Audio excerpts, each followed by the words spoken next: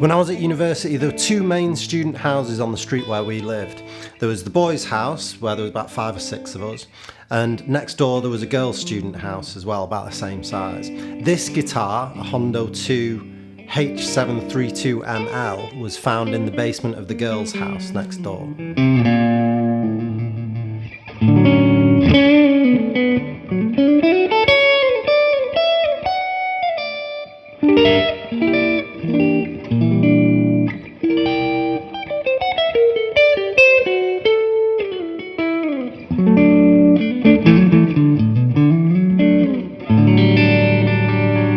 It looked more like this one at the time, and I think it had a broken tuner and a bunch of missing strings and things like that. I remember it wasn't working, and even though there were other musicians in the house, I think I was the only one that showed much interest in it. I fixed the tuner pretty easily from what I remember, and then really just started practicing setting up guitars. So I'd set the action on it, make neck adjustments. I think I did some fret work on it, learned how to level frets. So I learned a lot from just messing around with this guitar, mainly because it wasn't much of a loss if I messed any of the work up. I think I lent it out a couple of times as well when I was first starting to teach guitar. I was teaching beginners, so I'd lend them this guitar just sometimes until they got their own. Then I discovered some tunings that I wanted to try that tuned the strings so low that you have to use bass guitar strings to get them to hold pitch. I'd seen some jazz guitarists do it, like Tal Farlow and Tommy Crook, but I wanted to try it with a rock guitar, so this guitar was perfect for trying it with, really.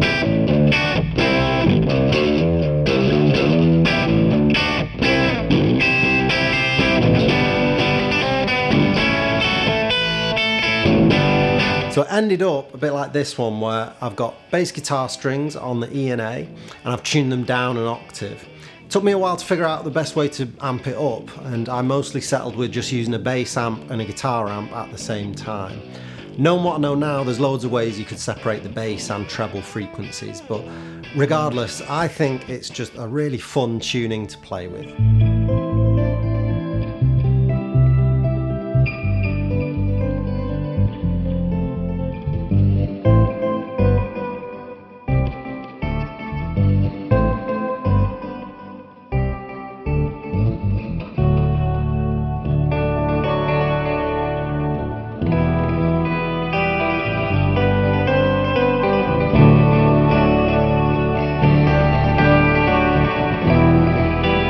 I played this guitar alongside a drummer in a rock duo setup for quite a while, and it was a lot of fun just getting such a big sound from only one guitar. You could do some quite interesting stuff with it. It got pretty beat up doing those gigs, and I remember one gig where I must have had to set up really close to the drummer or something, and mid-set I remember a chunk of my headstock just whizzing across the stage, and it must have just got caught on a crash cymbal or something and taken a chunk out of the blooming headstock. The pickup surrounds were struggling to stay attached to the body, another one of the tuners was coming off, and the frets were getting really worn again too.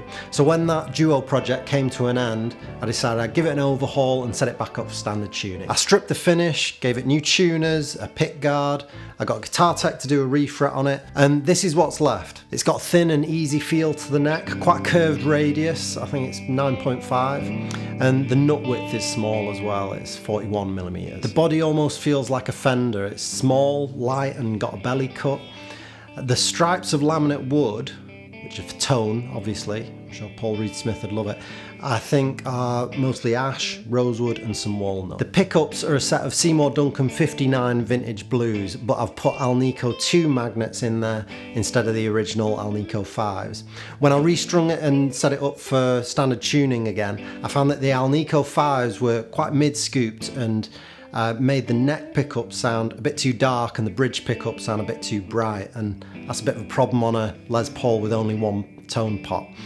So when I tried it with Alnico 2s, I found that did kind of give me the mids that I wanted and just gave a bit of a better balance in tone between the two pickups. Just for kicks, here it is compared to my 2016 Gibson Les Paul. The pickups on the Hondo are slightly lower output, and I think it just makes it sound a little bit more open and a bit twangier, but it could be just that sort of Fendery feel of the body that's playing tricks on me. See what you think.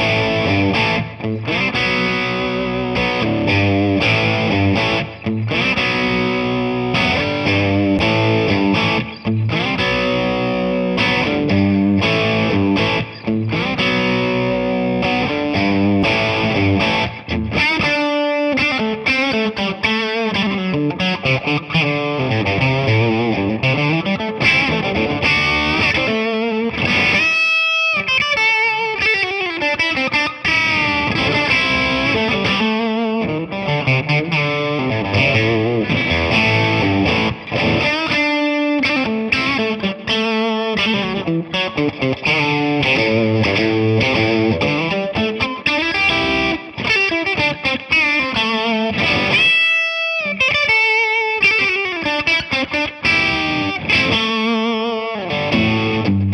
funny hearing those two guitars side by side, but it does get me on to the main point I wanted to make in this video, which is cheap guitars are great. Don't get me wrong, I love expensive vintage guitars and detailed craftsmanship, but there are some big advantages that cheaper guitars have over those.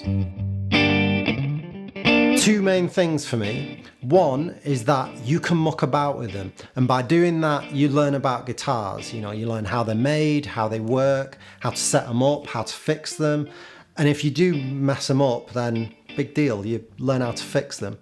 And I would never have that kind of approach with my more valuable guitars. You know, I would never change the magnets in the pickups to my 75 Telly, or I'd never want to refinish a 60s Gibson. But by doing those things on a guitar like this, you learn something. The second thing is that you can get creative, whether that's experimenting with crazy tunings like I did, or maybe you might want to put some mad electronics in it, or have a wild, unique look and finish. You know, you can get creative with all those things. I also find it amusing that out of all the originals bands that I played in when I was younger, one of the more successful ones wasn't one where I played some really pretty nice, expensive, valuable guitar or anything. It was with a broken guitar from a neighbour's basement that I got for free. I did try and replace it a few times as well with an SG and then a Hofner. The Hofner's all right, but quite quickly I always found it a bit boring and uninspiring. I always found myself going back to that Hondo. So if you're like me and you often find yourself kind of constantly lusting after guitars that you can't really afford, then think about checking out some cheaper guitars like these Hondos and getting creative, you know, learning how to set them up and modify them.